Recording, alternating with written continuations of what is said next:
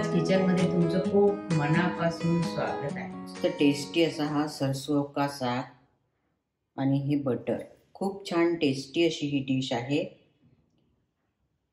आणि मक्याच्या रोटीसोबत तर खूपच छान टेस्टी लागते। करायला पण खूप सोपी इझी अशी डिश आहे।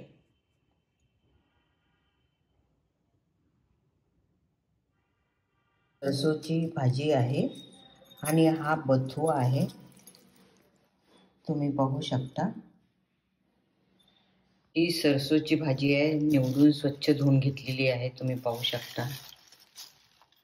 आणि हा बथू आहे, याला सुद्धा निवडून स्वच्छ धुवून घेतलेला आहे।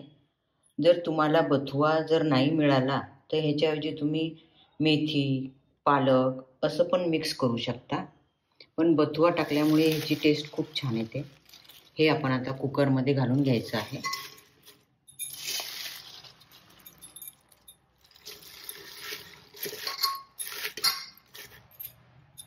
नंतर हा बथुआ आहे, हा पण आपण कुकरमध्ये घालून घ्यायचा आहे।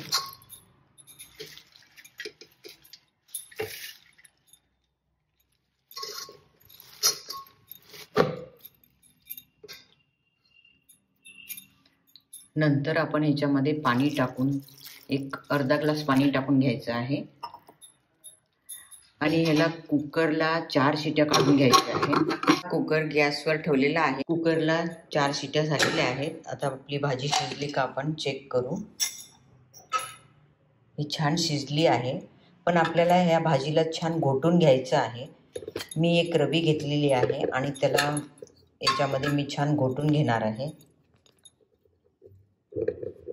याला तुम्ही मिक्सरमध्येही करू शकता, पण मिक्सरमध्ये केल्यानंतर त्याची टेस्ट जी येते ती वेगळी राहते।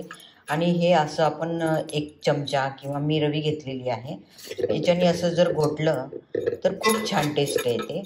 थोडीशी मेहनत लागेल, एक 10 ते 15 मिनिटामध्ये छान याचं घोटलं जाईल। असं आपण एक 10 मिनिटं घोटून घ्यायचं आहे। मी 5 मिनिटं असं घोटून घेतलेलं आहे। आता किती छान मॅश झालेलं आहे, तुम्ही पाहू शकता। आता हे आपण दुसऱ्या भांड्यामध्ये काढून घेऊ।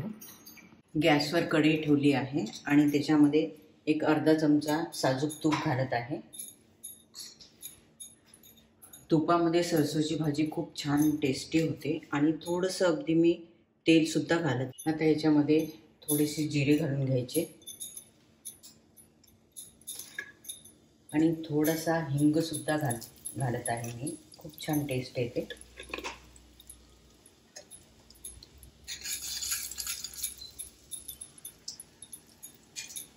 नंतर याच्यामध्ये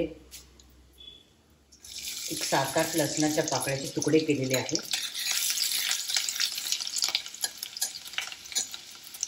तूप आणि लसणाच्या पाकळ्याचं खूप कॉम्बिनेशन खूप छान टेस्टी लागते।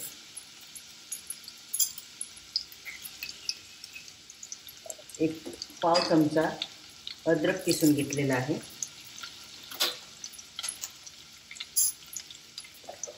आणि ही लाल मिरची, 2 लाल मिरच्या घालून घेत आहे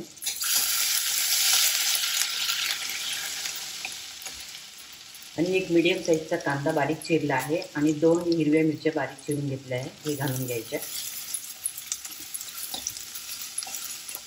आणि याला गुलाबी रंग येईपर्यंत आपल्याला भाजून घ्यायचा आहे।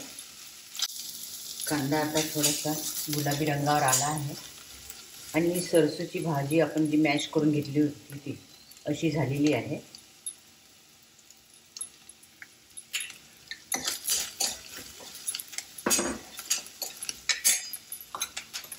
आता ह्या भाजीमध्ये जास्त काही मसाले नाही राहत। मी एक अर्धा चमचा धना पावडर घातली आहे आणि चवीनुसार मीठ घालायचं आहे आणि अगदी थोडंसंच तिखट घालत आहे, कारण हिरवी मिरची आणि लाल मिरच्या घातलेल्याच आहे आपण।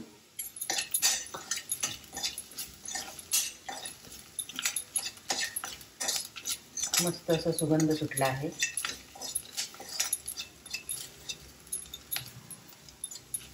नंतर हा सरसोचा साग याच्यामध्ये घालून घ्यायचा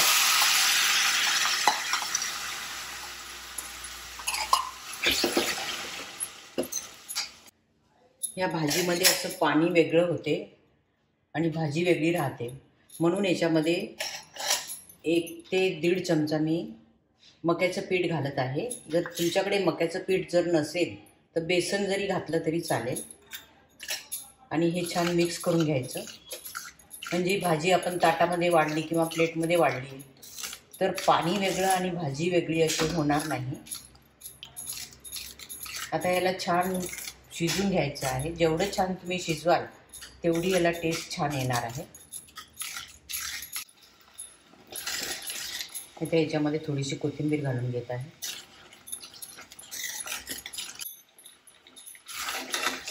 हा आता छान शिजून तयार आहे. मी असं इतपत घट्ट ठेवलेलं आहे, तुम्ही पाहू शकता. तुम्हाला जर पातळ हवे असेल तर तुम्ही थोडंसं पातळही ठेवू शकता तुमच्या आवडीनुसार. आता गॅस बंद करून घ्यायचा आहे. आणि ही डिश करायला खूप सोपी आहे आणि टेस्टी आहे. मक्याच्या रोटीसोबत खूप छान टेस्टी लागणार आहे अशी ही टेस्टी सरसों का साग.